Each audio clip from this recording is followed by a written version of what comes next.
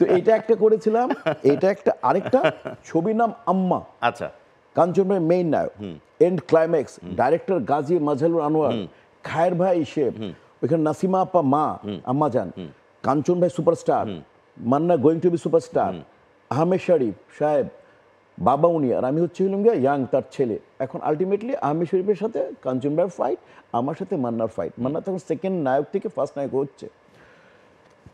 মান্নার shoot হচ্ছে রাত্রে 9টায়, সকাল থেকে আসছে, কারণ ওইভাবে যাচ্ছে গল্পের অনুযায়ী। কিছু মুসলিম ভাই ছিলেন ফাইট ডাইরেক্টর। রাত্রে 9টায় মান্নার সাথে আমার fight, young hero young villain. Manna যে আমাকে মারতেছে, মান্নার আগে ছবি কোনো, মান্না অরিজিনাল মারতেছে। মানে প্রথম সিনটা তো আমি করলাম, ফাইট ফাইট ফাইট, আমার তো দম বেরিয়ে যাচ্ছে। তো আমি খালি বললাম ওই শটের পরে, এভাবে মারবো নাকি? বলে আমার মেজাজ খারাপ, তুইও মার তোর মতো, আমি এরকমই মারু, তুই পারলে তুই আমার মার। তারপরে সেকেন্ড গুলো জানো তো, হিরো মারলে আবার ভিলেন মারে, কম্পোজিশন চলে, লাস্টে ভিলেন পড়ে যেতে হয়। আমি বললাম আমার বুঝেন, কিন্তু আমি কিন্তু ক্যারেটিশিয়ান, আমি কিন্তু ক্যারেটি জানালো। বলে না তুই মার মার মার। তবে মান্নার যখন এরকম পড়লো, মান্নাকে যখন আমার ঘোষা ছিল পেটে, মান্নাকে আমার ব্লো আরো তো স্ট্রং, আমি ক্যারেটি তো আমার, ওর যখন মারলাম মান্নাকে, আমি ফার্স্ট, আর ও মানে বিরাট কম্পোজিশন ছিল। মান্নাকে পেটে দুটো ঘুষে মারছি না, আমি মান্নার চেহারা দিয়ে বুঝে ফেলছি মান্না ব্যথা পাচ্ছে, এরপর তখন মা হেলে গেছে। আর তখন ব্যালেন্স শিখে গেলাম।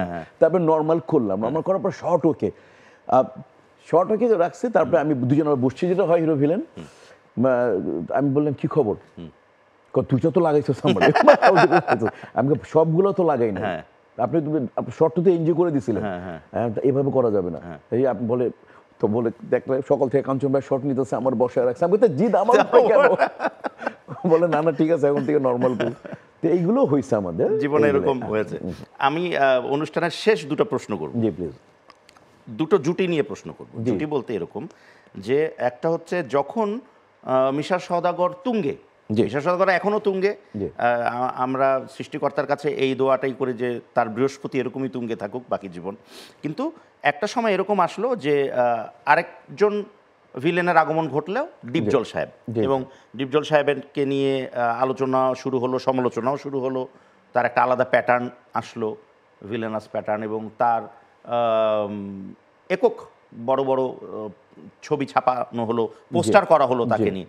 সেই সময় কি মিশা সওদাগর একটু ইনসিকিউর ফিল করেছিল না? তার সাথে তার সম্পর্কটা আসলে এখন তো ভালো, তখন থেকে এখন পর্যন্ত কিরকম? তখন সমস্ত ছবি আসতেছিল তার সাথে আমার, তার ভাই করার, তার ছোট ভাই করার।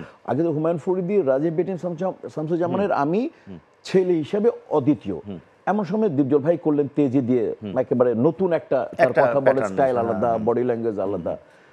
তো তখন আমার যখন ছবিগুলো আসলো, তখন আমি 12-13টা করিনি।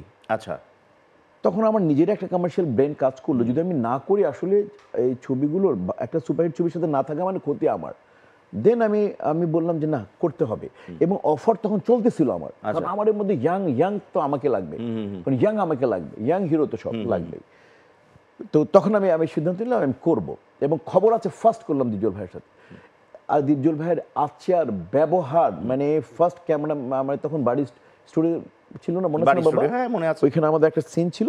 ফার্স্ট ডিপজল ভাই আমাকে দেখলেন, দেখার পর আরে মিশা আছে, আমার কে লেগে নিলেন, মিশাই তো একাই 100, মিশা আমার সব ছবি করবা তুমি এখন থেকে, মানে একসাথে কাজ করুন। উনার মানে মানুষকে আপন করে নেয়ার, এবং আমাকে প্রথম দিনে এভাবে ভালোবাসে কথা বললেন, আমি মোহিত।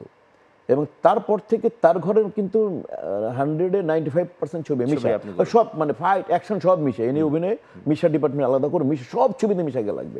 এবং আমি কাজ করলাম। আর আরেকটা বাবা আমি জানতাম, আমি একটা জিনিস হুমায়ুন ফরিদি শিখিয়েছিল, যে আর্টিস্টের চোয়াল, ভ্রু, চোখ একসাথে কাজ করবে না, ওই আর্টিস্টের লংজিভিটি হয় না।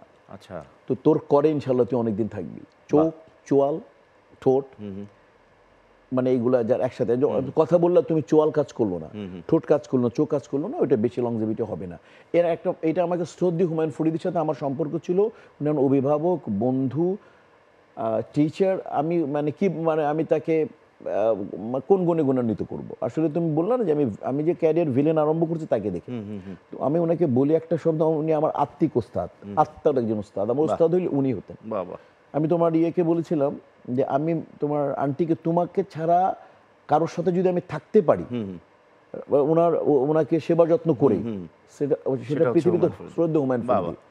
ওনাকে সেবা যত্ন করে, ওনার গল্প শুনবো, ওনাকে সেবা যত্ন করে জীবন কাটিয়ে দিতে পারি। একদম, so one and only Humayun Faridi. একদম। আর শেষ প্রশ্ন যেটা, সেটা হচ্ছে যে সাধারণত এটা হয় খুব কম, বাংলাদেশের ইতিহাসেও খুব কম হয়েছে, অন্য জায়গায়ও খুব কম হয়েছে। সেটা হচ্ছে যে একটা হিরো ভিলেনের জুটি, যেটা শাকিব খান এবং আমাদের মিশা সওদাগরের জুটি। তো এই জুটি এতই জনপ্রিয় হলো যে তখন এরকমও হয়েছে যে নায়িকাকে সেটা ইম্পর্টেন্ট না, শাকিব আছে, মিশা সওদাগর আছে, ছবি সুপারহিট। তো সেই ক্ষেত্রে কি কখনো